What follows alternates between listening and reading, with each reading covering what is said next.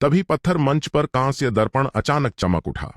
दर्पण में एक धुंधली मानव आकृति दिखाई दी। वह काला वस्त्र पहने और कांस्य मुखौटा लगाए एक आदमी था। उसका पृष्ठभूमि गहरा काला शून्य था और सिर्फ उसके पीछे उल्टे शहर की रूपरेखा धुंधली दिख रही थी। रात के हजार आत्माएं। मुखौटा वाले आदमी की आवाज बर्फ जैसी ठंडी थी और श्रेष्ठ अधिकार की भावना छोड़ रही थी। सालाना श्रद्धांजलि इतनी देर से क्यों है? क्या तुम मरना चाहते हो? अर्जुन ने दर्पण में अपनी परछाई देखी और उसके होंठों पर हल्की मुस्कान आई। उसने पास से आधा खाया आध्यात्मिक फल उठाया और कौर लिया। चटाक चबाने की क्रिस्प ध्वनि शांत खजाना भंडार में गूंजी। दर्पण में आकृति स्पष्ट रूप से एक पल के लिए चौंक गई। तुम कौन हो? वीर धवल कहां है? मर गया। अर्जुन ने फल का गूदा निगला और बीज को लापरवाही से कांस्य दर्पण की ओर फेंका। मैंने खा लिया। मृत्यु जैसी शांति दर्पण पर छा गई। कुछ सांसों बाद दर्पण से भयानक हत्या भावना फूटी, जिससे पूरा खजाना भंडार कांप गया। हिम्मत कैसे हुई? मुखौटा वाले आदमी की आवाज बर्फ जैसी ठंडी हो गई। तुम मेरे नरक महल के कुत्तों को छूने की हिम्मत करते हो और सालाना श्रद्धांजलि चुराने की हिम्मत करते हो? तुम किस गुट के हो? मैं किस गुट का हूं यह महत्वपूर्ण नहीं। अर्जुन मुखौटा वाले कांस्य दर्पण के पास झुका, जहां उसका सुंदर चेहरा बड़ा हो गया था और आंखों में लाल रोशनी भूत जैसी चमक रही थी। महत्वपूर्ण बात यह है, मैं तुम्हें नक्शे पर देख रहा हूं। अर्जुन ने हाथ बढ़ाया और दर्पण के माध्यम से मुखौटा वाले आदमी के पीछे शहर की ओर इशारा किया। अपनी गर्दन साफ कर लो, मैं आ रहा हूं खाने। चटाक अर्जुन ने एक मुक्के से कांस्य दर्पण तोड़ दिया। स्क्रीन गायब हो गई और आवाज रुक गई। खजाना भंडार शांत हो गया। अर्जुन ने हाथों से टुकड़े झाड़े और द्वार पर पहले से ही डर से लकवा मार गए बड़े साधकों को देखा। अभी भी वहां क्या खड़े हो? अर्जुन ने कमरे भर आध्यात्मिक पत्थरों और खजानों की ओर इशारा किया। हिलाओ, यहां तक कि एक फर्श का टाइल भी, अगर उसमें आध्यात्मिक ऊर्जा है तो नाव पर ले आओ। अगर एक भी टुकड़ा खो गया तो मैं तुम्हारी एक उंगली काट लूंगा। बड़े साधक जैसे छूट गए हों, खजाने में घुस गए और पागलों की तरह अपनी संग्रह थैलियों में चीजें ठूंसने लगे। अर्जुन खजाना भंडार से बाहर निकला और पहाड़ी के आधे रास्ते पर बने मंच पर खड़ा हो गया। इस समय पूरी तरह उजाला हो गया था। सूरज की रोशनी हजार भ्रम राक्षस संप्रदाय के खंडहरों पर पड़ रही थी और उजाड़ सुंदरता दिखा रही थी। मोटा लड़का बाहरी शिष्यों के समूह को निर्देश दे रहा था कि वे सामान के बक्से स्वर्ग चूषण जहाज पर ले जाएं, जो ज्यादातर ठीक हो चुकी थी। वह भयावह स्टील युद्धपोत अब पेट भरे जानवर की तरह चौक में शांत पड़ा था और अगले शिकार का इंतजार कर रहा था। अर्जुन ने अपनी गोद में नक्शा छू लिया। अत्यधिक ठंड क्षेत्र, नरक महल और वह उल्टा शहर थोड़ा दूर है। अर्जुन ने अंगड़ाई ली और उसकी सारी हड्डियां चरमरा गईं। लेकिन उसने विशाल उत्तरी आकाश को देखा और उसकी आंखों की गहराई में पागल मुस्कान धीरे धीरे खिल गई। दूर होना बेहतर है। चूंकि रास्ते में है तो कुछ और भोजन कर सकते हैं। भक्षक के ऊपरी तख्ते में कराहट हो रही थी। 10,000 किलोग्राम की काली लोहे की खदान, शक्ति पत्थरों के बक्से, जादुई कलाकृतियों के टुकड़ों के पहाड़ और वह भारी कांस्य मशीन नए सिरे से ढले हुए स्टील के विशाल जानवर को नीचे दबा रही थी, जिससे वह सीधा खड़ा नहीं हो पा रहा था। जहाज की पानी की रेखा गहरी कीचड़ में ढंसी हुई थी और पिछले हिस्से का ऊर्जा केंद्र फुफकार की आवाज निकाल रहा था। बीच बीच में काला धुआं उगल रहा था, जैसे कोई बूढ़ा क्षय रोगी मरने वाला हो। दादा, मैं हिल नहीं पा रहा हूं। मोटा लड़का, जिसका चेहरा पसीने से तर था, पूरी ताकत से नियंत्रण लीवर को धकेल रहा था, लेकिन वह टस से मस नहीं हो रहा था, जैसे आधार से जुड़ गया हो। वह मुड़ा और दुखी मुंह बनाकर अर्जुन की ओर देखा। यह बहुत भारी है। यह नाव ज्यादा लदी हुई है। यह उड़ नहीं सकती। अर्जुन जहाज के आगे के हिस्से पर खड़ा था और हाथ में उच्च श्रेणी का आग का शक्ति पत्थर पकड़े था, जो उसने वीर धवल के निजी खजाने से लिया था। वह कुछ नहीं बोला, बस नीचे बर्बाद हुए चौक को देखता रहा। हजारों हजार भ्रम राक्षस संप्रदाय के शिष्य ऊपर देख रहे थे। उनकी आंखों में उत्सुकता और डर दोनों भरे थे। वे उस विशाल जहाज को घूर रहे थे।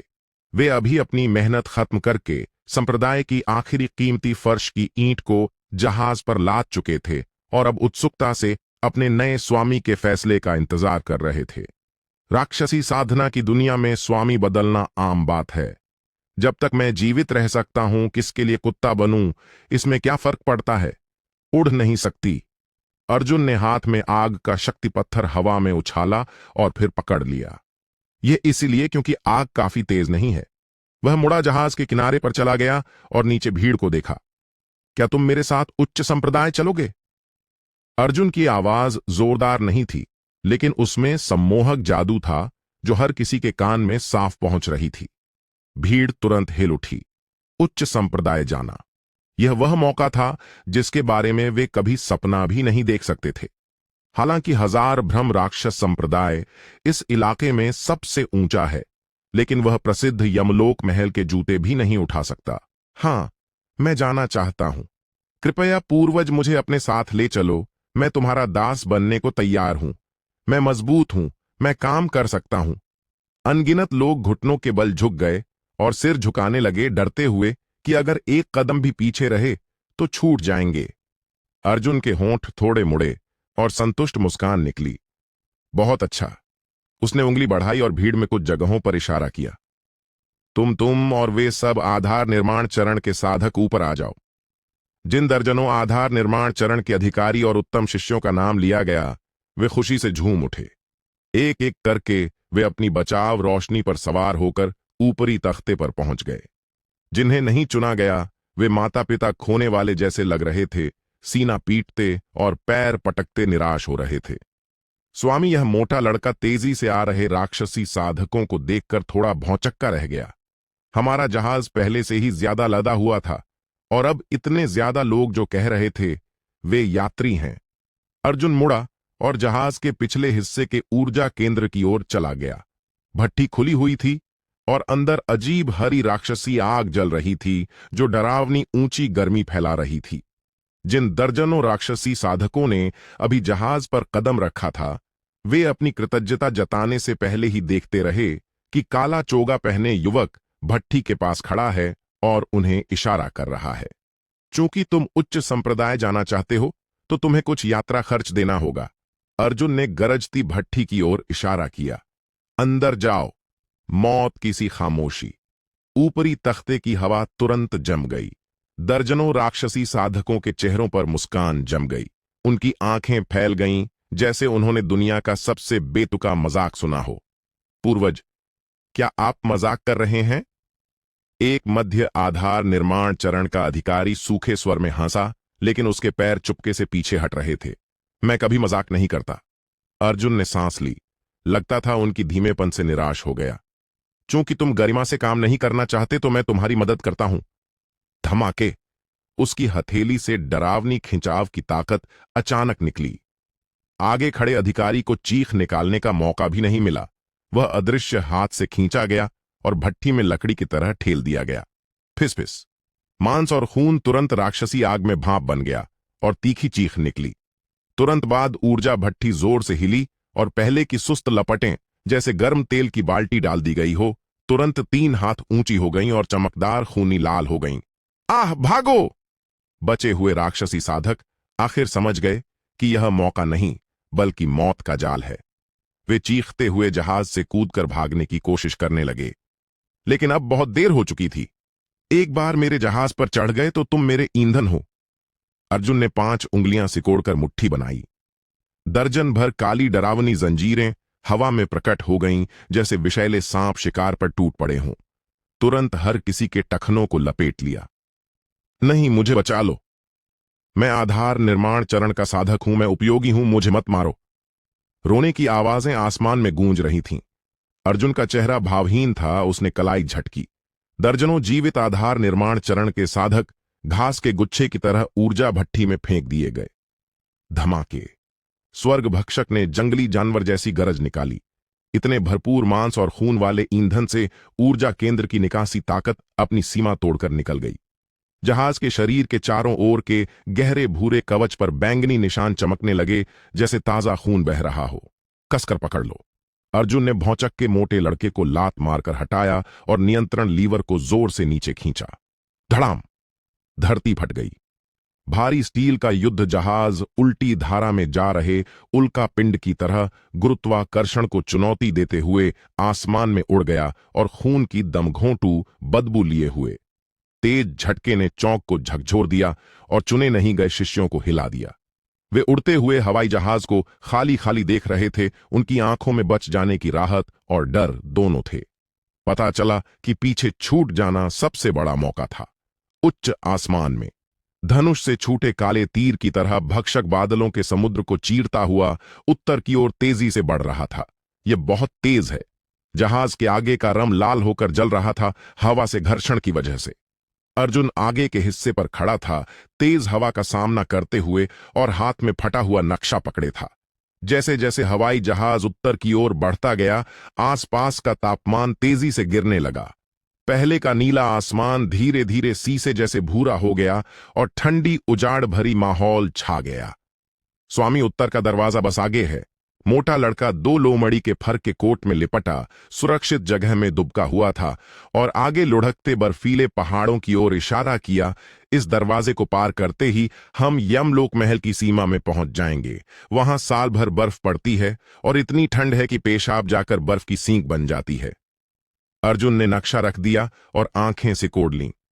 दूर क्षितिज के किनारे पर एक ऊंची बर्फ की दीवार आसमान और धरती को अलग करती हुई फैली हुई थी। महान दीवार के ऊपर हवा और बर्फ गरज रही थी और अस्पष्ट रूप से अनगिनत काली झंडियां हवा में उड़ रही थीं। वह उत्तर की प्राकृतिक दीवार है और धर्म और राक्षसी मार्ग को अलग करने वाली सीमा भी है। वहां कोई है, अर्जुन अचानक बोला। उसकी तेज इंद्रियां पहचान गईं कि घुमड़ती बर्फ के बीच कई अनोखे आकार के सफेद हवाई जहाज एकमात्र रास्ते पर जहां से वे गुजर सकते थे। वे हवाई जहाज पूरी तरह बर्फ के बने थे और उनके पाल पर गरजते बर्फीले भेड़िए का चित्र बना था। यह बर्फ भेड़िया गिरोह है। मोटे लड़के का चेहरा पीला पड़ गया। यह समूह उत्तर क्षेत्र का मशहूर लुटेरा गिरोह है जो गुजरने वाले साधकों को रोककर मारता है। कहा जाता है उनका नेता स्वर्ण केंद्र चरण के शुरुआती स्तर का है और उसके पास तीसरी श्रेणी का बर्फ भेड़िया राजा है। लुटेरा? अर्जुन ने ठोड़ी छुई और उसके होंठों पर हल्की मुस्कान खेल गई। क्या संयोग है, मैं भी हूं। बात करते करते भक्षक पास पहुंच गया। विपरीत तरफ का बर्फ भेड़िया गिरोह ने भी इस डरावने स्टील के दैत्य जहाज को साफ देख लिया था। जहाज रोक दो। एक तेज चीख जिसमें आध्यात्मिक ऊर्जा मिली थी हवा और बर्फ को चीरती हुई आई।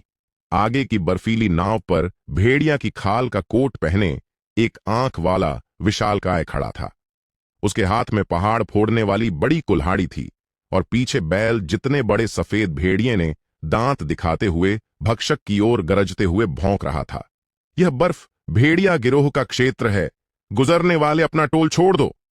आंख वाले विशालकाय ने अपनी बड़ी कुल्हाड़ी घुमाई बेहद घमंड से और चिल्लाया, जहाज पर सभी भंडार थैली सौंप दो। पुरुष बाहर निकलो, महिलाएं रह जाओ। उसने अपनी दिव्य इंद्रियां फैलाईं और पाया कि नाव पर केवल एक लड़का और एक मोटा आदमी है, जिससे उसके मन को तुरंत राहत मिली। यह जोड़ी किसी घर से भागे अमीर युवक जैसी लग रही थी। बिल्कुल आसान शिकार।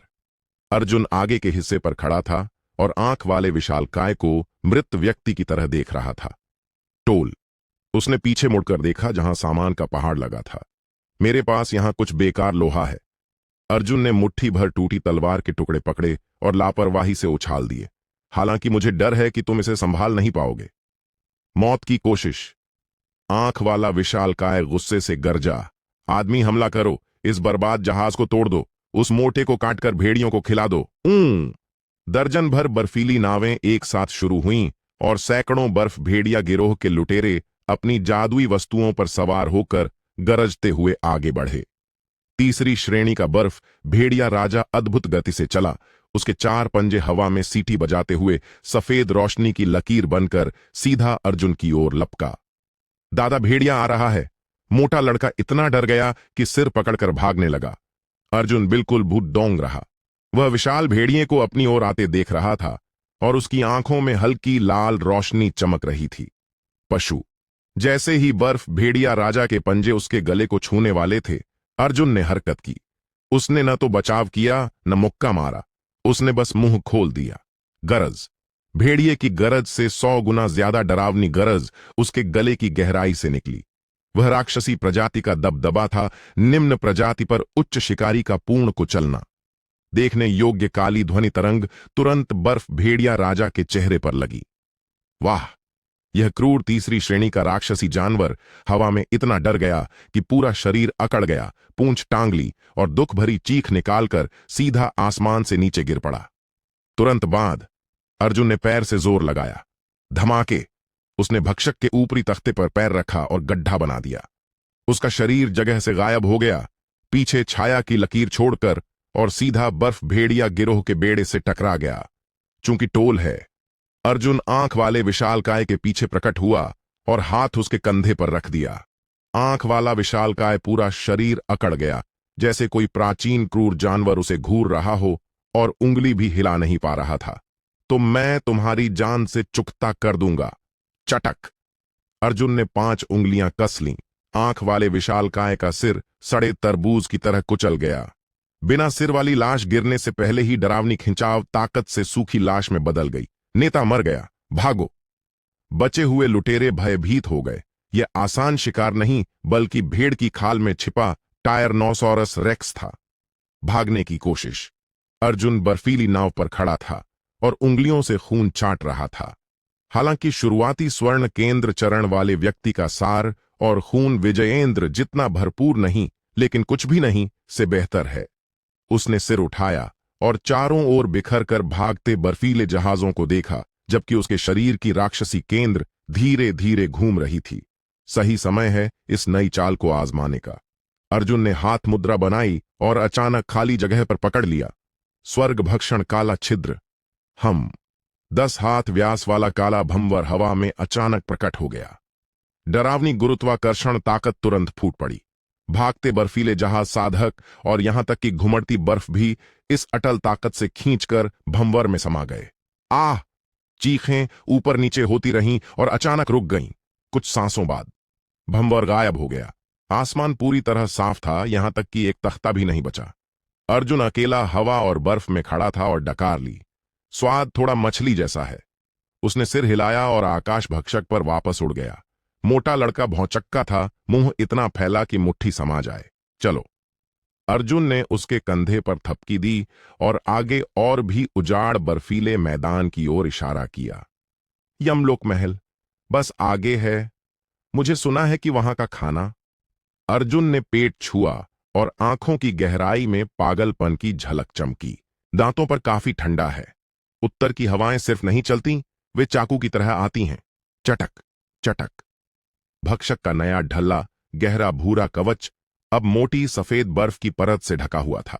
अत्यधिक कम तापमान ने कठोर काले लोहे को शीशे जैसा नाजुक बना दिया था और जहाज के जोड़ों से दांत खटखटाने वाली चटखने की आवाजें आ रही थीं, जैसे यह स्टील का दैत्य ठंडी हवा में कांप रहा हो। दादा, आग आग बुझ गई। मोटा लड़का गेंद की तरह सिकुड़कर ऊर्जा केंद्र के पास कोने में दुबका हुआ था। उसकी भौहें और दाढ़ी बर्फ के क्रिस्टल से ढकी हुई थीं।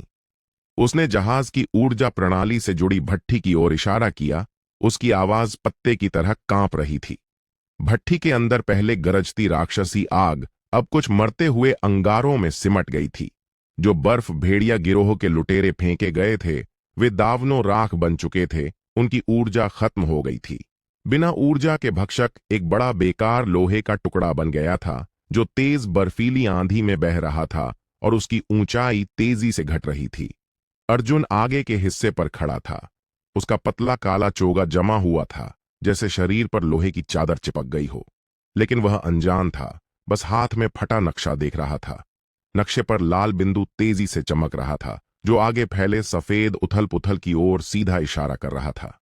मुझे भूख लगी है। अर्जुन ने पेट छुआ।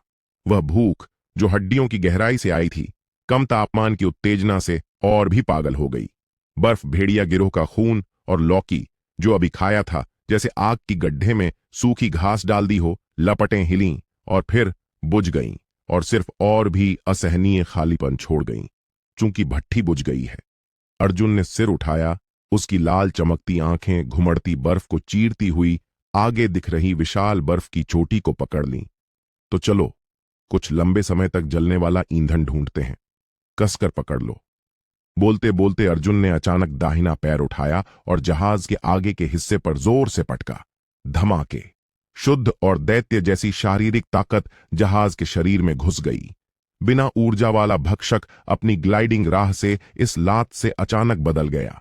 इसका आगे का हिस्सा नीचे पटका, जैसे अनियंत्रित तोप का गोला तेज सीटी की आवाज के साथ सीधा बर्फ की चोटी से टकरा गया। आह दादा, वह पहाड़ है। छोटे मोटे लड़के की चीखें तुरंत हवा और बर्फ में समा गईं। पास आ रहा है और पास और पास। वह बिल्कुल बर्फ की छोटी नहीं थी, वह हजारों हाथ ऊंची शहर की दीवार थी जो पूरी तरह 10,000 साल पुरानी काली बर्फ से बनी थी। शहर की दीवार पर सैकड़ों सफेद कवच पहने रक्षक लड़ाई के लिए तैयार खड़े थे। दीवार के ठीक बीच में बर्फ और बर्फ से बना विशाल बर्फीला वानर खड़ा था। उसकी ऊंचाई 50 हाथ थी, उसकी आंखें दो नीली आग की लपटों जैसी थीं और ठंडी नजर से उस उड़ते जहाज को घूर रहा था जो उससे टकराने वाला था। शत्रु हमला। शहर की दीवार पर रक्षकों ने घबराई चेतावनी बजाई। गरज। विशाल बर्फीला वानर ने कान फाड़ने वाली गरज निकाली। उसकी बड़ी मुट्ठी छाती पर पटकी और बर्फ के टुकड़े उड़ गए। उसने अपना विशाल हाथ उठाया जो महल जैसा था और भक्षक पर पटका। यह बर्फीला वानर यमलोक महल द्वारा उत्तर के स्वर्ग द्वार की रक्षा के लिए इस्तेमाल किया जाने वाला आत्मा है। इसकी ताकत शुरुआती स्वर्ण केंद्र चरण के चरम के बराबर है। इस अत्यधिक ठंडे स्थान पर यह अनंत बर्फ और बर्फ की ताकत से और मजबूत हो जाता है। इसलिए मध्य स्वर्ण केंद्र चरण का साधक भी इसे सीधे टकराने की हिम्मत नहीं कर सकता।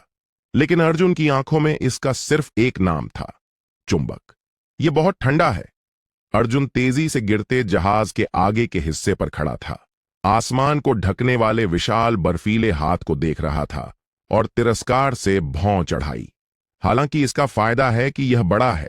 जैसे ही आकाश भक्षक बर्फीले हाथ से टकराने वाला था, अर्जुन ने हरकत की। उसने न मुक्का मारा न जादू।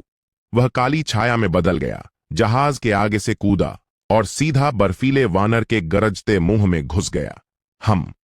बर्फीले वानर की गरज अचानक रुक गई, जैसे अदृश्य हाथ ने उसकी गर्दन पकड़ ली हो। उसका विशाल शरीर अचानक जम गया। उसका बड़ा हाथ हवा में लटका रहा भक्षक से सिर्फ 3 हाथ दूर। मौत की खामोशी। बर्फीली आंधी उस पल ठहर गई लगी। शहर की दीवार पर रक्षक अपनी रक्षा देवता के कसकर बंद मुंह को फैली आंखों से देख रहे थे। 1 सांस, 2 सांस, गुल्प। बर्फीले वानर के शरीर से गहरी और जोरदार निगलने की आवाज निकली जो पूरे आसमान और धरती में गूंज गई। फिर एक अजीब दृश्य सामने आया। अचानक बर्फीले वानर के पारदर्शी शरीर के अंदर से चकाचौंध लाल रोशनी निकली। लाल रोशनी में अपनी जान लग रही थी। उसकी नसों के साथ पागलों की तरह फैल रही थी और जहां भी गई कठोर बर्फ तुरंत पिघलकर भाप बन गई। ऊं! बर्फीला वानर ने बेहद तीखी चीख निकाली। उसका शरीर जोर जोर से ऐंठने लगा और उसका मूल 50 हाथ ऊंचा विशाल शरीर नंगी आंखों से दिखने वाली गति से सिकुड़ने और ढहने लगा, जैसे फटा गुब्बारा। बर्फ और बर्फ का बहुत सारा साड़ लाल रोशनी के बिंदु की ओर तेज धारा बनकर बहने लगा। गंध। एक भारी आवाज दबे और तनाव भरे स्वर में धीरे धीरे सिकुड़ते बर्फीले वानर के छाती से आई। यह थोड़ा बिना स्वाद का है। धमाके। बर्फीले वानर की छाती फट गई। अर्जुन शरीर से बाहर निकला। वह सफेद ठंडी आभा से घिरा हुआ था और त्वचा पर पतली बर्फ की परत जमी थी, लेकिन उसकी आंखों में लाल रोशनी पहले से ज्यादा तेज थी। उसने डकार ली और सफेद हवा का एक झोंका निकाला। पहले घमंडी द्वार रक्षक आत्मा अब बिखरी बर्फ के ढेर में बदल गया था। झन। आसमान से मुट्ठी भर नीला मोती गिरा जो अत्यधिक ठंड फैला रहा था। वह सरणी आत्मा का केंद्र था, 10,000 साल पुरानी बर्फ की आत्मा। अर्जुन ने हाथ बढ़ाकर पकड़ लिया। बिना देखे ही नीचे फिसलते आकाश भक्षक जहाज की ओर उछाल दिया। लो, चटक। बर्फ का टुकड़ा ठीक बंद हो चुकी ऊर्जा भट्ठी में गिरा। पहले निर्जीव भक्षक अचानक कांप उठा। नीली लपट आसमान में तुरंत उड़ी। स्वर्ण केंद्र चरण के राक्षसी केंद्र के बराबर ऊर्जा स्रोत मिलने से हवाई जहाज की ऊर्जा प्रणाली न सिर्फ पूरी तरह ठीक हो गई, बल्कि कुछ प्रकार का परिवर्तन भी हो गया। जहाज की सतह के गहरे भूरे कवच पर क्रिस्टल जैसी बर्फ की ढाल की परत तेजी से फैल गई और पिछले हिस्से से निकलती लपटें ठंडी बर्फीली नीली हो गईं। धमाके। इस विस्फोटक ताकत का इस्तेमाल करते हुए भक्षक फिर आसमान में उड़ा और रक्षक रहित बर्फ की दीवार से जोर से टकरा गया। नहीं भागो! शहर की दीवार पर रक्षक आखिर समझ गए और चारों ओर बिखरते हुए चीखने लगे। लेकिन अब बहुत देर हो चुकी थी। स्टील का दैत्य लाल गर्म चाकू की तरह मक्खन में कटता हुआ हजारों साल पुरानी बर्फ की दीवार को बिना किसी रोक के तोड़ गया। पत्थर के टुकड़े उड़ रहे थे और बर्फ के टुकड़े आसमान भर गए थे। आकाश भक्षक बर्फीली आंधी के साथ यमलोक महल की सीमा में घुस गया। बर्फीली आंधी अचानक रुक गई। जो दृश्य सामने था उससे अभी उठा मोटा लड़का फिर मुंह फैलाकर रह गया और सांस लेना भी भूल गया। यह एक विशाल बेसिन है। बेसिन के केंद्र में कोई भव्य महल नहीं थे, सिर्फ एक बर्बाद, गंदा और भीड़ भरा झोपड़पट्टी इलाका था। अनगिनत फटे कपड़ों वाले लोग काली कीचड़ में चींटियों की तरह रेंग रहे थे और उल्टी आने वाली बदबू हवा में फैली थी। और यह सब हमारे ऊपर है। एक विशाल काला शहर गुरुत्वाकर्षण के नियमों को चुनौती देते हुए हजारों हाथ ऊंचे आसमान में उल्टा लटका हुआ था। शहर मीनारों से भरा था और चमकदार रोशनी से जगमगा रहा था। अनगिनत हवाई जहाज मधुमक्खियों की तरह आ जा रहे थे। यह विशाल घातक ट्यूमर की तरह हवा में लटका था और नीचे की धरती से पोषण चूस रहा था। वही सच्चा यमलोक महल है, एक उल्टा खाने का मेज। अर्जुन आगे के हिस्से पर खड़ा था और भव्य लेकिन अजीब उल्टे शहर को ऊपर देख रहा था। उसके होंठों पर खेलती मुस्कान थी। दिलचस्प, उसने नीचे झोपड़पट्टी को देखा जो कचरे के ढेर जैसी थी। भक्षक तेजी से नीचे उतर रहा था। इसका लक्ष्य झोपड़पट्टी के केंद्र में ऊंची काली मीनार था। मीनार के चारों ओर काले कवच पहने अनगिनत पर्यवेक्षक इकट्ठे थे, चाबुक घुमा रहे थे और एक समूह साधारण गुलामों को कुछ ढोने के लिए मजबूर कर रहे थे। दादा, हम क्या करने वाले हैं? मोटा लड़का जोर से थूक निकला। उतरना। अर्जुन ने अपना कॉलर सीधा किया। उसका स्वर उदासीन था। चूंकि हम खाने आए हैं तो पहले पैर साफ करने की जगह ढूंढनी चाहिए। धमाके। भक्षक अपनी गति बनाए हुए काली मीनार के पास भारी टकराया। बड़े झटके ने दर्जनों पर्यवेक्षकों को उलट दिया और जमीन में गहरी खाई बना दी। कीचड़ उछला और आसपास के गुलामों को ढक दिया। हवाई जहाज रुक गया। अर्जुन आगे के हिस्से से कूदा। उसके जूते काली कीचड़ में छपाक से पड़े। चारों ओर मौत की खामोशी थी। पर्यवेक्षक जमीन से उठे धूल और गंदगी से भरे। वे चाबुक नीचे रखने से पहले ही देखते रहे कि काला चोगा पहने युवक उनके सामने खड़ा है और अपनी आस्तीन से बर्फ के टुकड़े झाड़ रहा है। कौन है? यमलोक राजकुमार के शहर में घुसने की हिम्मत कैसे हुई? एक आधार निर्माण चरण का शुरुआती पर्यवेक्षक कड़ी आवाज में चिल्लाया। उसके हाथ में बड़ा भूत सिर वाली तलवार थी और आंखों में क्रूरता थी। अर्जुन ने उसकी अनदेखी की। वह मुड़ा और उस काली मीनार को देखा जो झुक गई थी और गिरने की कगार पर थी। मीनार का द्वार चौड़ा खुला था और अंदर लाल क्रिस्टल गर्मी फैला रहे थे। वह रक्त ज्वाला क्रिस्टल था, निम्न श्रेणी का गर्मी ईंधन। लेकिन यहां नीचे के लाखों लोगों की जान का मतलब था, यहां बहुत ठंड है। अर्जुन ने हाथ रगड़े और पर्यवेक्षक की ओर मुड़ा। क्या मैं उधार ले सकता हूं? पर्यवेक्षक स्तब्ध रह गया। क्या? अर्जुन ने कुछ नहीं समझाया। उसने हाथ उठाया और ईंधन से भरी मीनार की ओर पकड़ने का इशारा किया। जलाओ! धमाके! उसकी उंगली से राक्षसी आग की लपट निकली और पूरी मीनार में रक्त ज्वाला क्रिस्टल को तुरंत जला दिया। ऊंची लपटें अंधेरे निचले शहर को रोशन कर रही थीं और गर्म लहरें काटती ठंड को दूर कर रही थीं। क्या तुम पागल हो? वह ऊपरी शहर को गर्म करने का ईंधन है। पर्यवेक्षक की आंखें गुस्से से जल रही थीं। उसने चाकू उठाया और चिल्लाया, उसे मार डालो। दर्जनों पर्यवेक्षक आगे बढ़े। अर्जुन आग की रोशनी के सामने खड़ा था और अपनी ओर आते आकृतियों को देख रहा था, जैसे आग की ओर उड़ते पतंगे। हमारे पास आग है। उसने आगे खड़े पर्यवेक्षक की गर्दन पकड़ ली। अब हमें रसोइयां चाहिए। चटक! पर्यवेक्षक की गर्दन टूट गई और उसका शरीर तुरंत सूख गया। अर्जुन ने सूखी लाश को लापरवाही से मीनार की भड़कती आग में फेंक दिया। चटकने की आवाज। सूखी लाश आग में जल रही थी और चर्बी के फटने की चटकने की आवाज निकल रही थी। अर्जुन मुड़ा, आग के समुद्र को पीठ दिए और बचे हुए डरे हुए पर्यवेक्षकों को अपनी लाल आंखों से देखा और चमकते सफेद दांत दिखाए। अगला कौन? लपटें आसमान में उड़ीं। रक्त ज्वाला क्रिस्टल से भरी मीनार अब विशाल मशाल बन गई थी, जो अंधेरे और ठंडे निचले शहर में अलग दिख रही थी। गर्म लहरें मीनार से बाहर फैल रही थीं, जमे हुए जमीन को चटकाती हुई सफेद भाप निकाल रही थीं। हवा में अजीब गंध फैली थी। वह जलते रक्त ज्वाला क्रिस्टल का सल्फर का स्वाद था, जिसमें पर्यवेक्षक की लाश की जली चर्बी की खुशबू मिली थी। यह स्वाद किसी भूखे और जमे हुए व्यक्ति के लिए दुनिया के किसी मसाले से ज्यादा घातक था।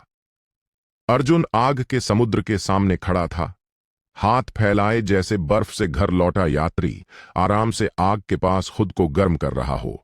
उसके पीछे दर्जनों काले कवच पहने पर्यवेक्षक अर्धचंद्राकार में खड़े थे। उनके हाथों में भूत सिर वाली तलवारें आग की रोशनी में ठंडी चमक रही थीं, लेकिन कोई एक कदम भी आगे नहीं बढ़ा। आग में फेंके गए साथी की चीख रुक चुकी थी, सिर्फ हड्डियों के टूटने की आवाज उनके नसों में गूंज रही थी। क्या तुम्हें ठंड नहीं लग रही? अर्जुन ने हाथ रगड़े और मुड़ा। उसका चेहरा आग की रोशनी से लाल हो गया था और उसकी काली आंखों में लपटें झिलमिला रही थीं और कत्ल किए जाने वाले भेड़ों का झुंड। अगर ठंड नहीं लग रही तो कांपो मत, हमला करो, सब हमला करो। एक पर्यवेक्षक आखिर टूट गया, गंदगी जैसा व्यवहार किए जाने की दबाव से पागल हो गया। उसने लंबा चाबुक घुमाया, उसकी आवाज भारी थी। वह अकेला है, महल स्वामी के आने से पहले उसे मार डालो, ये बड़ा काम होगा। जो पीछे हटेगा उसके पूरे परिवार को सजा मिलेगी। बड़ी इनाम जरूरी नहीं कि बहादुर पैदा करे, लेकिन कड़ी सजा जरूर हताश अपराधी पैदा करेगी। मारो। दर्जनों पर्यवेक्षक गरजते हुए आगे बढ़े। विभिन्न जादुई वस्तुओं और तावीजों की रोशनी अंधेरे झोपड़पट्टी को रोशन कर रही थी, जैसे रंग बिरंगे जुगनू सबसे तेज लपट की ओर बढ़ रहे हों। अर्जुन नहीं हिला जब तक पहली भूत सिर वाली तलवार उसके माथे पर लगने वाली थी। उसने पलकें उठाईं और होठों पर तिरस्कार भरी मुस्कान थी। बहुत धीमा, बिना किसी चकाचौंध वाले कदम के उसने बस एक कदम आगे बढ़ाया और कंधे से जमीन पर पटक दिया। धमाके। आगे बढ़ते पर्यवेक्षक जैसे तेज चलते लोहे के पहाड़ से टकरा गया। उसका पूरा शरीर तुरंत दो टुकड़ों में टूट गया और उसकी छाती की हड्डी के टूटने की आवाज साफ सुनाई दी। वह पीछे उड़ा और पीछे 3-4 लोगों को गिरा दिया। अर्जुन ने हवा में गिरती भूत सिर वाली तलवार पकड़ ली। तलवार इस तरह नहीं चलाई जाती। उसने कलाई झटकी और ब्लेड ने हवा में डरावना अर्धचंद्राकार बनाया। फुस! 3 सिर आसमान में उड़े, कटी गर्दनों से खून की धार निकली और आसपास की ऊंची गर्मी से तुरंत लाल धुंध में बदल गई। यह कत्लेआम था। मीनार के नीचे इस संकरी और भीड़ भरी चौक में अर्जुन भेड़ों के झुंड में घुसा भूखा भेड़िया था। उसे बचाव करने की जरूरत नहीं, क्योंकि कोई उसके शरीर को तोड़ नहीं सकता, और न बचने की जरूरत, क्योंकि वह उड़ती तलवार से तेज है। हर मुक्के से किसी की छाती की हड्डी कुचल जाती, हर काट से किसी का सिर शरीर से अलग हो जाता। आह! राक्षस वह राक्षस है। सिर्फ 10 सांसों में जमीन पर कटी फटी लाशें बिखरी हुई थीं। बचे हुए पर्यवेक्षक आखिर डर गए, हथियार फेंककर भागने लगे। भागना! अर्जुन ने सुस्त हो चुकी भूत सिर वाली तलवार को लापरवाही से आग में फेंक दिया। उसने पैर उठाया और हाल ही में मरी लाश को लात मारी। जाओ! लाश तोप के गोले की तरह उड़ी और भागते पर्यवेक्षक की पीठ पर ठीक लगी उसकी रीढ़ तोड़ दी और वह जमीन पर पड़ा, चीखने लगा। चूंकि यहां आए हो तो ईंधन बनकर रह जाओ। अर्जुन ने 5 उंगलियां सिकोड़कर पकड़ लिया और उसकी हथेलियों से कई काली राक्षसी ऊर्जा की जंजीरें निकलीं, जैसे आंखों वाले विषैले सांप। तुरंत भागते लोगों के टखनों को लपेट लिया। वापस आओ! उसने जोर से खींचा। दर्जन भर पर्यवेक्षक चीखते हुए वापस खींचे गए, कीचड़ और कंकड़ वाली जमीन पर खूनी निशान बनाते हुए, और आखिर जलती मीनार के नीचे ढेर हो गए। अर्जुन ने एक संघर्ष करते जीवित व्यक्ति को पकड़ा और कचरे की तरह जलती मीनार के द्वार में फेंक दिया। नहीं, मुझे बचा लो! आह! तीखी चीखें आसपास के सुन्न गुलामों को भी कांपने पर मजबूर कर रही थीं। अर्जुन भावहीन था और सामान्य रूप से घमंडी पर्यवेक्षकों को एक एक करके आग के गड्ढे में फेंकता रहा। आग को चमकाने के लिए ज्यादा ईंधन डालना पड़ता है। उसने हाथों से राख झाड़ी, कई मीटर ऊंची उड़ती लपटों को देखा और संतुष्टि से सिर हिलाया। इन आधार निर्माण चरण के साधकों के मांस और खून को ईंधन बनाकर आग कम से कम 2 घंटे और जल सकती है। स्वामी, मोटा लड़का भक्षक के लैंडिंग गियर के पीछे से झांक रहा था। उसका चेहरा मौत जैसा पीला था और हाथ में लाश केंद्र वाला बैग अभी भी कसकर पकड़े था। यह बहुत क्रूर है।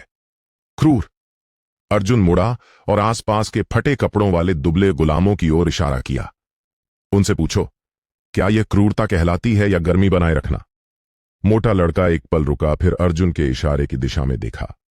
जो गुलाम सुन्न और बेजान थे, वे अब जलती मीनार को गौर से देख रहे थे। उनकी आंखों में डर नहीं, बल्कि लगभग पागल इच्छा थी। वह कैलोरी की भूख थी। इस ठंडी नर्क में गर्मी जीवन है। एक हिम्मती बूढ़ा गुलाम कांपते हुए छाया से निकला और आग की ओर कुछ कदम बढ़ा। उसने अपनी सूखी टहनी जैसी उंगली बढ़ाई। हवा में लंबे समय बाद मिली गर्मी को लालच से महसूस किया और उसकी धुंधली आंखों से तुरंत आंसू बह निकले। फिर दूसरा, तीसरा। हजारों गुलाम आगे बढ़े और जलते हुए जीवित लोगों वाली मीनार को घेर लिया। वे ज्यादा पास नहीं गए, ना आवाज निकाली, बस चुपचाप घुटनों के बल बैठ गए और खून की गंध वाली गर्मी को लालच से सोखने लगे। उनके लिए चाहे जलता कोयला हो या अंदर पर्यवेक्षण, जब तक ठंड दूर होती वह चमत्कार था। अर्जुन इस दृश्य को ठंडी नजर से देख रहा था। वह कोई उद्धार करता नहीं है, वह सिर्फ खाने की जरूरत वाला भोजन करने वाला था। हम। तभी ऊपर से दबी हुई सींग की आवाज आई। अर्जुन ने अचानक ऊपर देखा। एक विशाल रोशनी की किरण 1000 हाथ ऊंचे लटके काले शहर से नीचे आई। रोशनी की किरण के अंदर शुद्ध सफेद शानदार डिजाइन वाला हवाई जहाज धीरे धीरे नीचे उतर रहा था। शटल पर नक्काशीदार बर्फीले कमल के चित्र बने थे, जो नीचे गंदी और मैली झोपड़पट्टी में बेमेल लग रहे थे। तुम निचले शहर के नीच साधारण लोग, किसने तुम्हें बिना अनुमति आग जलाने की हिम्मत दी?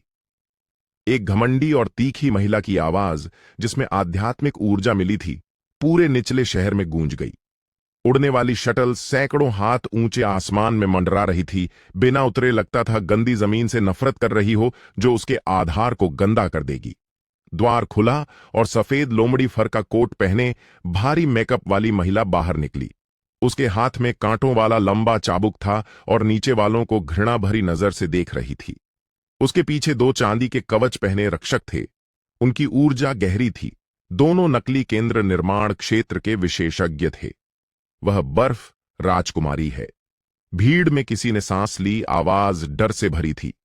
वह निचले शहर का वार्षिक कर प्रबंधन करने वाली प्रबंधक है। हम बर्बाद हो गए, हम सब मरने वाले हैं। आग के पास गर्मी ले रहे गुलाम तुरंत डर गए, सिर कीचड़ में गाड़कर कांपने लगे। युकीहिमे ने घृणा से नाक दबाई और दूसरे हाथ से चाबुक घुमाया। जलती मीनार की ओर इशारा किया। आग बुझाओ, आग लगाने वाले को पकड़ो, उसकी खाल उधेड़ो और शहर के द्वार पर लटकाओ, चेतावनी के रूप में। हाँ। 2 चांदी कवच वाले रक्षकों ने आदेश का जवाब दिया और 2 चांदी की रोशनी की लकीरें बनकर जमीन की ओर लपके। अर्जुन आग की रोशनी के सामने खड़ा था। ऊपर वाली महिला को देख रहा था। उसके होंठों पर हल्की मुस्कान थी।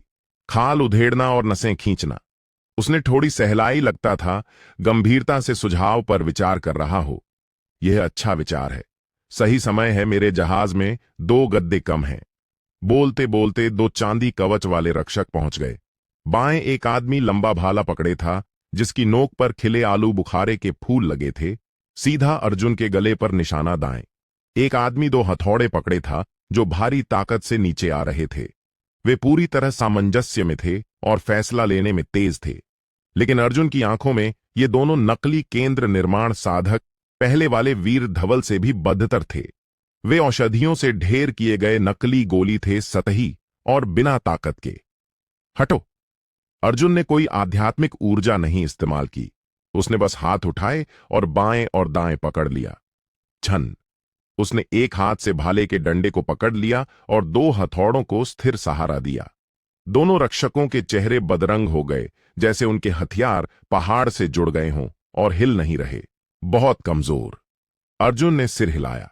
उसने दोनों हाथ जोड़कर पटक दिया। धमाके। दोनों रक्षक हथियार समेत एक दूसरे से टकरा गए। हड्डियों के टूटने की आवाज घनी और लगातार थी। उनके चारों ओर की सुरक्षा आभा तुरंत टूट गई। उनकी छाती की हड्डियां कुचल गईं और वे खून थूकते हुए जमीन पर 2 कीचड़ के ढेर की तरह गिर गए। क्या? ऊंचे आसमान में युकीहिमे इतनी डर गई कि हाथ का चाबुक गिरते गिरते बचा। नकली केंद्र निर्माण स्तर के 2 रक्षक एक ही बार में अपंग हो गए। इस कचरे के ढेर में यह दैत्य कब से प्रकट हुआ? अर्जुन ने 2 आधे मरे रक्षकों को लापरवाही से हटाया और युक्तिहिमे को ऊपर देखा। तुमने अभी किसे लटकाने की बात की थी? उसने पैर पटका और जमीन फट गई। वह काले तोप के गोले की तरह आसमान में उड़ा, सीधा उड़ने वाली शटल की ओर। रोको, उसे सुरक्षा सरणी सक्रिय करो। युकी चीखी और पीछे हटी और उड़ने वाली शटल पर सरणी को हताशा से सक्रिय करने लगी।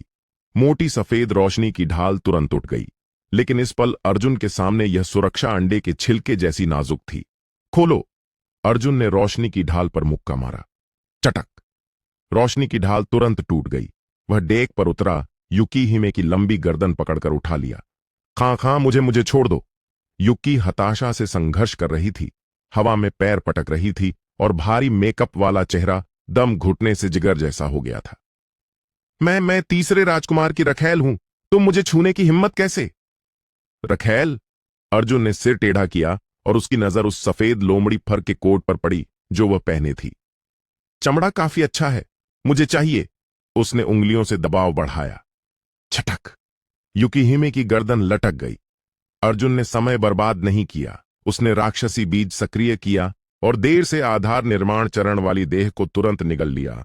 सिर्फ पूरी मानव खाल और लोमड़ी फर का कोट बचा। उसने सूखी लाश को लापरवाही से हवा में फेंक दिया और शटल के केबिन में चल दिया।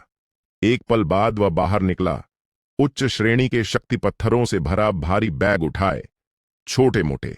अर्जुन ऊंचे आसमान में खड़ा था और नीचे चिल्लाया, जहाज यहां लाओ! ये शटल हमारे सामान को रखने के लिए बहुत छोटी है। उसने ऊपर उल्टे शहर की ओर इशारा किया। उसकी आंखों में पागलपन चमक रहा था। चलो बड़ा वाला लेते हैं, सीधे ऊपर चढ़ जाओ, चलो खाते हैं सही भोजन। ठंडी हवा निचले शहर की गंदी सड़कों पर हड्डी काटने वाले चाकू की तरह बह रही थी। खूनी काली कीचड़ और बर्फ को उड़ा रही थी। जिस मीनार में आग लगाई गई थी वह अभी भी जोरों से जल रही थी और दर्जनों पर्यवेक्षकों की लाशें दावनों कोयले में बदल चुकी थीं। लेकिन यह गर्मी इस जमे हुए इलाके के 10,000 गुलामों के लिए समुद्र में बूंद थी। आग की रोशनी के बाहर अंधेरा और गहरा हो गया था और कड़वी ठंड चुपचाप जीवन ले रही थी। अर्जुन भक्षक के ऊपरी तख्ते पर खड़ा था, युकीहिमे से लिया सफेद लोमड़ी फर का कोट हाथ में पकड़े। लोमड़ी फर में अभी भी महिला की शरीर की गर्मी और इत्र की खुशबू थी, लेकिन अर्जुन की नाक के लिए वह सिर्फ उधेड़ी खाल थी। उसने लोमड़ी फर का कोट कोने में दुब के कांपते मोटे लड़के की ओर लापरवाही से फेंक दिया। इसे पहन लो। अर्जुन की आवाज सपाट थी, कोई भाव नहीं दिखा रहा था। मोटा लड़का एक पल स्तब्ध रह गया, फिर अनमोल खजाना पकड़कर जल्दी से पकड़ लिया। आंखों में आंसू भर आए। स्वामी, यह देर से आधार निर्माण चरण के राक्षसी जानवर की खाल है। आप मुझे इसे पहनने को कह रहे हैं? मुझे ठंड नहीं लग रही। अर्जुन मुड़ा और आसमान को ढकने वाले उल्टे शहर को देखा। उसके शरीर के अंदर राक्षसी केंद्र धीरे धीरे घूम रही थी, जैसे हमेशा जलती तारा लगातार गर्मी छोड़ रही थी। यह साधारण ठंड उसकी सुरक्षा आभा को भी भेद नहीं सकती थी। इसके अलावा अर्जुन ने आंखें सिकोड़ लीं। उसके होंठों पर ठंडी मुस्कान खेल गई। यहां ऊपर हवा तेज है। अगर तुम जमकर मर गए तो मेरे लिए जहाज कौन चलाएगा? मोटा लड़का कांपा और जल्दी से लोमड़ी फर को शरीर पर लपेट लिया। गर्मी से उसके पीले चेहरे पर थोड़ा रंग लौटा। स्वामी, क्या हम वाकई ऊपर जा रहे हैं? मोटा लड़का चमत्कार जैसी काले शहर को देखकर गला सूख गया। वहां यमलोक महल का आंतरिक द्वार है। कहां जाता है वह उल्टे यिन यांग सरणी से सुरक्षित है। जो भी उसके पास पहुंचेगा विशेष टोकन वाली उड़ने वाली शटलों को छोड़कर सब गुरुत्वाकर्षण से चूर चूर होकर पाउडर बन जाएगा। टोकन। अर्जुन ने जेब से युकीहिमे का शानदार भंडार थैला निकाला और 2 उंगलियों के बीच बर्फ कमल खड़ा हुआ जेड लटकन निकाला। चटक! उसने 2 उंगलियों से जोर लगाया और जेड लटकन तुरंत धूल में बदल गया, जो उंगलियों से हवा में उड़ गया। यह कुत्ते का कॉलर है। अर्जुन जहाज के आगे के हिस्से पर चला गया और उसके पास मंडराती सफेद उड़ने वाली शटल को देखा। हालांकि शटल शानदार थी, लेकिन वह बहुत छोटी थी। उसके सामान भरे जहाज को तो छोड़ो, उसके स्वर्ग भक्षण के महत्वाकांक्षा को भी नहीं समा सकती थी। चूंकि बाहर खाने जा रहे हैं तो कोई कॉलर लेकर क्यों आएगा। अर्जुन ने दाहिना हाथ उठाया और हवा में मंडराती शटल को पकड़ लिया। आ जाओ। धमाके, तेज खिंचाव, ताकत फूट पड़ी। महंगी हवाई जहाज जैसे अदृश्य हाथ से पकड़ी गई और बीमार करने वाली धातु की टूटने की आवाज निकली। तुरंत बाद पूरी शटल जबरन खींची गई और भक्षक की ऊर्जा भट्ठी से टकरा गई। स्वर्ग भक्षण भट्ठी। अर्जुन ने हथेली से गहरी राक्षसी आग की लपट निकाली। शानदार बर्फ कमल की नक्काशी पिघल गई और मजबूत शरीर टूट गया। यह उच्च श्रेणी की उड़ने वाली कलाकृति, जिसे अनगिनत आधार निर्माण चरण के साधक ईर्ष्या करते, कुछ सांसों में जलते पिघले धातु के गोले और शुद्ध आध्यात्मिक ऊर्जा की धारा में बदल गई और कच्चे तौर पर आकाश भक्षक जहाज के पेट में डाल दी गई। भक्षक अचानक कांप उठा। इस उच्च गुणवत्ता वाले ईंधन से जहाज की सतह की बर्फ तुरंत भाप बन गई। पिछले हिस्से का नौजल अब लपटें नहीं उगल रहा, बल्कि लंबी गहरी नीली रोशनी की किरण निकाल रहा था। वह 10,000 साल पुरानी बर्फ की आत्मा और उड़ने वाली शटल के केंद्र के मिलन से उत्पन्न परिवर्तित ऊर्जा स्रोत था। कसकर पकड़ लो। अर्जुन ने नियंत्रण लीवर का सुरक्षा लॉक लात से तोड़ा और थ्रस्ट को पूरी तरह नीचे खींच लिया। चलो दावत में। धमाके, धरती फट गई। विशाल स्टील का युद्ध जहाज जंजीरों से मुक्त राक्षसी ड्रैगन की तरह कान फाड़ने वाली गरज के साथ सीधा आसमान में उड़ गया, जो हवा को चीर रही थी। तेज झटके ने निचले शहर के बड़े क्षेत्र की झोपड़ियों को उलट दिया। अनगिनत गुलाम भयभीत होकर ऊपर देख रहे थे जब नीली उल्का अंधेरे को चीरती हुई पहले कभी न देखी गति से ऊंचे और शक्तिशाली देवलोक से टकराई। 1000 हाथ ऊंची जमीन के ऊपर हवा तेजी से गरज रही थी। जैसे जैसे ऊंचाई बढ़ी, आसपास का गुरुत्वाकर्षण क्षेत्र अजीब होने लगा। नीचे की गुरुत्वाकर्षण ताकत उल्टे शहर के 500 हाथ के अंदर पहुंचते ही अचानक अराजक हो गई। भक्षक का शरीर जोर जोर से हिलने लगा और शरीर का फ्रेम तनाव से कराहने लगा, जैसे 2 विशाल हाथ उसे ऊपर और नीचे खींच रहे हों। यह उल्टा यिन यांग सरणी है।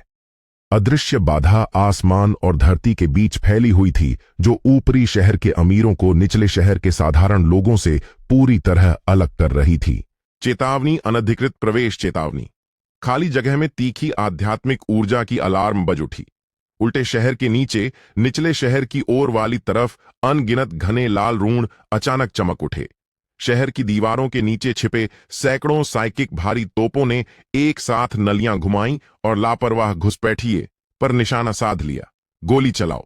यमलोक महल का पर्यवेक्षक, जो शहर की नींव की रक्षा कर रहा था, ने आदेश दिया। धम धम धम सैकड़ों लाल किरणें तूफान की तरह बरस पड़ी। घातक आग का जाल बुनकर भक्षक के सभी आगे बढ़ने के रास्ते रोक दिए। दादा तोपें, सभी तोपें। मोटा लड़का लोमड़ी फर के कोट में लिपटा, हेल्म के नीचे दुबका हुआ भय से चीख रहा था।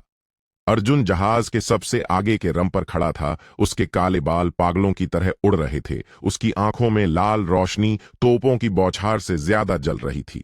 बहुत कमजोर, वह अपनी ओर आती किरणों को देख रहा था, बिना हवाई जहाज की सुरक्षा ढाल सक्रिय किए। उसने बस बाहें फैलाईं, छाती फुलाई और गहरी सांस ली। उसके शरीर की राक्षसी केंद्र पागलों की तरह घूमने लगी और शरीर से स्वर्ग और धरती भक्षण करने वाली इच्छा फूट पड़ी। मुझे भोजन दो। भक्षक का रमिंग हॉर्न अचानक फट गया, जैसे गहरे गड्ढे का मुंह। उस विशाल मुंह के अंदर काला भंवर अचानक प्रकट हो गया। वे साइकिक किरणें, जो पहाड़ तोड़ने लायक थीं, भंवर से टकराते ही नूडल्स की तरह खिंचकर समा गईं। कोई विस्फोट नहीं, कोई आग नहीं। सैकड़ों हमले भक्षक द्वारा बिना किसी छपाक के निगल लिए गए। डकार। हवाई जहाज के पिछले हिस्से की नीली किरण अचानक दोगुनी हो गई और गति घटने के बजाय बढ़ गई। क्या? रक्षक की आंखें लगभग बाहर निकल आईं। वह क्या है? हमलों के खिलाफ प्रभावहीन। यह चार्ज कर रहा है। जल्दी गुरुत्वाकर्षण दमन सक्रिय करो। शहर की नींव के रून तेज चमकने लगे और डरावना गुरुत्वाकर्षण क्षेत्र नीचे गिरा, जहाज को जमीन पर दबाने की कोशिश में। लेकिन इस पल भक्षक ने सैकड़ों साइकिक तोपों की ऊर्जा निगल ली थी और उसकी ताकत सबसे उग्र थी। मुझे दबाओ। अर्जुन के मुंह के कोने पर शैतानी मुस्कान आई। उसने दाहिना पैर उठाया और रमिंग हॉर्न के कोने पर जोर से पटका। तोड़ो। धमाके। भक्षक लाल गर्म कील की तरह उस अदृश्य गुरुत्वाकर्षण बाधा में गहरा घुस गया। कान फाड़ने वाली घर्षण की आवाज आसमान में गूंज गई। बाधा मुड़ मुड़कर विकृत हुई और आखिर चटकने वाली आवाज के साथ पूरी तरह टूट गई। स्टील का युद्ध जहाज अंतिम बाधा तोड़कर बेजोड़ गतिज ऊर्जा के साथ उल्टे शहर की नीचे की कवच परत से टकरा गया। धमाके, कंकड़ उड़ रहे थे और धूल का गुब्बार उठ रहा था। कई मीटर मोटी ऑब्सीडियन नींव तोड़ दी गई। भक्षक जैसे बिल खोदने वाला ड्रैगन जबरन चट्टान की परतों को तोड़ता हुआ ऊपरी शहर के अंदर घुस गया। ऊपरी शहर, जिला आनंद महल। यह यमलोक महल का सबसे शानदार विलासिता का अड्डा है और अभी चमकदार रोशनी से जगमगा रहा था और तार और हवा के वाद्यों की आवाजें थीं। विशाल क्रिस्टल गुंबद के नीचे सैकड़ों सम्मानित जादूगर शराब पी रहे थे और टोस्ट कर रहे थे। नाच के फर्श के केंद्र में आधी नंगी नर्तकियां कामुक संगीत पर कमर हिला रही थीं। हवा में शराब और सौंदर्य प्रसाधनों की खुशबू फैली थी। मेज के सिरे पर स्त्री जैसा चेहरा वाला युवक बैठा था, जो दो खूबसूरत महिलाओं को गोद में लिए आंखें बंद करके अच्छी शराब का आनंद ले रहा था। वह यमलोक महल का तीसरा राजकुमार था और युकिहिमे का स्वामी भी। वह कमीनी दासी युकिहिमे वार्षिक कर वसूलने से अभी तक वापस क्यों नहीं आई? तीसरे राजकुमार ने अधीरता से शराब पिलाने वाली दासी को धकेला और भौं चढ़ाई। निचले शहर के वे नीच साधारण लोग हाल ही में और बेशर्म होते जा रहे हैं। लगता है हमें कुछ को मारकर अपनी ताकत दिखानी होगी। महाराज कृपया शांत हो जाइए। एक चापलूस सेवक ने जल्दी शराब डाली और कहा, वे नीच लोग खेत की लहसुन की तरह हैं। एक फसल काटो तो दूसरी उग आएगी। जब युकिहिमे वापस आएगी तो उसे कुछ और मानव खाल लाने को कहो, महाराज के लिए लालटेन बनाने को। हम यह अच्छा विचार है। तीसरे राजकुमार ने सिर हिलाया और शराब का कप उठाने वाला था।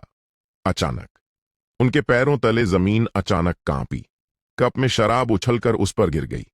क्या हुआ? भूकंप था क्या? किसी को प्रतिक्रिया करने का मौका नहीं मिला। धमाके। आनंद महल के केंद्र में विशाल सफेद संगमरमर का फव्वारा अचानक फट गया। अनगिनत कंकड़ पानी के साथ उछले और पास वाले कुछ बदकिस्मत लोग कुचलकर कीमा बन गए। डरावनी चीखों के बीच कीलों से भरा डरावना और भयानक स्टील का युद्ध जहाज जमीन से फूटा। कीचड़ और बारूद से ढका जैसे नर्क से निकला दैत्य नाच के फर्श के केंद्र पर गिरा नर्तकियों को इतना डरा दिया कि वे बिखरकर भाग गईं। धुआं और धूल हवा में फैली थीं। हॉल मौत की खामोशी से भर गया था। सभी राक्षसी साधक अचानक घुसे अनचाहे मेहमान को खाली खाली देख रहे थे। उनका दिमाग पूरी तरह खाली था। ये कहां है?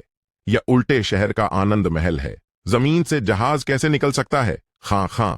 जहाज के आगे के हिस्से से खांसी की आवाज आई। अर्जुन ने आगे की धूल को हाथ से हटाया और ऊंचे रम से कूद गया। उसके जूते फटी हुई जेड फर्श पर चटकने वाली आवाज निकाल रहे थे। यह ऊपरी जिला है। अर्जुन ने चारों ओर देखा। भव्य सुनहरा गुंबद, पहाड़ों जैसी आध्यात्मिक फल और अच्छी शराब और शानदार कपड़ों और इत्र से सजे खाने वाले समूह। ठंडे अंधेरे निचले शहर के नर्क की तुलना में यह जगह स्वर्ग थी। गंध। अर्जुन ने गहरी सांस ली। उसकी नथुने हल्के से हिले। वह उच्च स्तर के साधक से आने वाली खास खून की खुशबू थी, समृद्ध, शुद्ध और बिना किसी मिलावट के। वह मुड़ा। उसकी नजर भीड़ को चीरती हुई ठीक मेज के सिरे पर बैठे तीसरे राजकुमार पर पड़ी। स्त्री जैसा युवक मुंह फैलाकर खाली शराब का गिलास पकड़े उस जगह को देख रहा था। अच्छा। अर्जुन आगे बढ़ा, पास की मेज से रोस्ट चिकन उठाया, एक टांग तोड़ी और मुंह में ठूंस ली। यहां की सब्जियां वाकई नीचे वाली से ज्यादा ताजी हैं। तुम कौन हो? तीसरे राजकुमार आखिर होश में आया। शराब का गिलास तोड़ा, अर्जुन की ओर उंगली तानकर चिल्लाया, रक्षक रक्षक कहां हैं? इसे मार डालो। फुर्र। छाया से दर्जनों शुरुआती स्वर्ण केंद्र चरण के रक्षक निकले और अर्जुन को घेर लिया, लेकिन अर्जुन ने उन्हें एक नजर भी नहीं दी। वह चिकन की टांग चबाते हुए तीसरे राजकुमार की ओर बढ़ा। मैं कौन हूं यह महत्वपूर्ण नहीं। अर्जुन ने मांस निगला मुंह के कोने से चर्बी पोंछी और चमकते सफेद दांत दिखाए।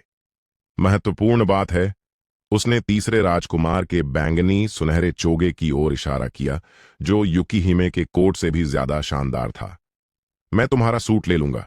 इसके अलावा अर्जुन की नजर पूरे दृश्य पर घूमी और उसकी आंखों में लाल रोशनी तुरंत बढ़ गई। उसके पीछे राक्षसी ऊर्जा विशाल तौटी छाया में बदल गई और पूरे आनंद महल को घेर लिया।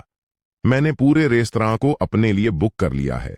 आनंद महल की हवा में मीठी और चिपचिपी सौंदर्य प्रसाधनों की खुशबू जलते इंजन के तेल की गंध से पूरी तरह टूट गई। इसे मारो, इस पागल को कीमा बना दो। तीसरे राजकुमार की चीखें अत्यधिक डर से विकृत हो गई थीं, जैसे पूंछ पर पैर रखे गए बधिया मुर्गा। उसके हाथ में शराब के गिलास के छटकने की छटकने वाली आवाज के साथ जो दर्जनों स्वर्ण केंद्र रक्षक स्तब्ध थे, वे आखिर होश में आए। सम्राट की रक्षा करो, स्वर्ग जाल सरणी बनाओ। 36 सोने के कवच पहने रक्षक एक साथ गरजे। हालांकि वे केवल शुरुआती स्वर्ण केंद्र चरण के थे, लेकिन औषधियों से पाले गए थे। उनकी संख्या इतनी थी कि जब वे एक साथ जुड़े तो दर्जनों चकाचौंध आध्यात्मिक रोशनी की किरणें आसमान में उड़ीं और घुटन भरा सुनहरा जाल बनाकर दबाव भरी ताकत के साथ अर्जुन पर, जो खंडहर के केंद्र में खड़ा था, गिर पड़ा। एक साथ अनगिनत उड़ती तलवारें, जादुई मोहरें और जहर वाली सुइयां बारिश की तरह बरस पड़ीं। यह परीक्षण नहीं, यह निश्चित घातक जाल है। ऐसी संकरी जगह में मध्य स्वर्ण केंद्र चरण का साधक भी इस पूर्ण और संतृप्त हमले से अस्थायी रूप से बचना पड़ेगा। लेकिन अर्जुन नहीं बचा। वह अभी भी भांप निकल रही भक्षक के रम के पास खड़ा था, हाथ में आधा खाया रोस्ट चिकन की टांग पकड़े। चटक! उसने लापरवाही से चिकन की टांग जमीन पर फेंक दी। यह शोर है। अर्जुन ने सिर उठाया। उसकी लाल आंखों में कोई घबराहट नहीं, सिर्फ मक्खियों से बाधित भूख का अधीरता। नीचे गिरते सुनहरे रोशनी के जाल के सामने उसने हर किसी को हैरान करने वाला कदम उठाया। उसने गहरी सांस ली। उसकी छाती ऊंची फुल गई, जैसे फूलता भट्ठा। बिखरे कंकड़, धूल और यहां तक कि हवा की आध्यात्मिक ऊर्जा भी इस खिंचाव से खींची गई। उसके मुंह और नाक के चारों ओर देखने योग्य भंवर बना रही। गरज! उसके गले की गहराई से अलौकिक गरज फूटी। यह ध्वनि तरंग नहीं, यह उच्च विस्फोटक हवा बम है। डरावनी ध्वनि तरंग काली राक्षसी ऊर्जा के साथ अर्जुन को केंद्र बनाकर पंखे के आकार में आगे बढ़ी। धमाके! नया बना सुनहरा रोशनी जाल तुरंत ढह गया, जैसे तूफान से फटा पुराना कपड़ा। आगे के 7-8 रक्षक चीख निकालने का समय भी नहीं मिला। ध्वनि तरंग से 7 छिद्रों से खून बहने लगा। उनकी सुरक्षा आभा शीशे की तरह टूट गई और वे टूटे पतंग की तरह उड़कर आनंद महल की कठोर क्रिस्टल दीवार से टकराए और कीचड़ के ढेर बन गए। क्या? बचे हुए रक्षक अपनी दौड़ अचानक रोककर रह गए। उनके चेहरे डर से भरे थे। उस गरज की ताकत डरावनी थी। यह मुश्किल से साधक है। यह स्पष्ट रूप से मानव खाल में छिपा प्राचीन क्रूर जानवर है। आध्यात्मिक ऊर्जा कमजोर है और आधार सड़ा हुआ है। अर्जुन ने कपड़े झाड़े और एक कदम आगे बढ़ाया। उसका शरीर जगह पर छाया छोड़ गया और जब फिर दिखा तो वह रक्षक कप्तान के सामने था। क्या तुम्हारी स्वर्ण केंद्र पानी मिलाकर बनाई गई है? रक्षक कप्तान की पुतलियां तेजी से सिकुड़ गईं और उसने सहज रूप से तलवार घुमाकर मारा। झन! अर्जुन ने न तो बचाव किया न टाला, लेकिन बाएं हाथ उठाकर सोने और जेड काटने लायक जादुई लंबी तलवार को नंगी हथेली से सीधा पकड़ लिया। 5 उंगलियों से जोर लगाया।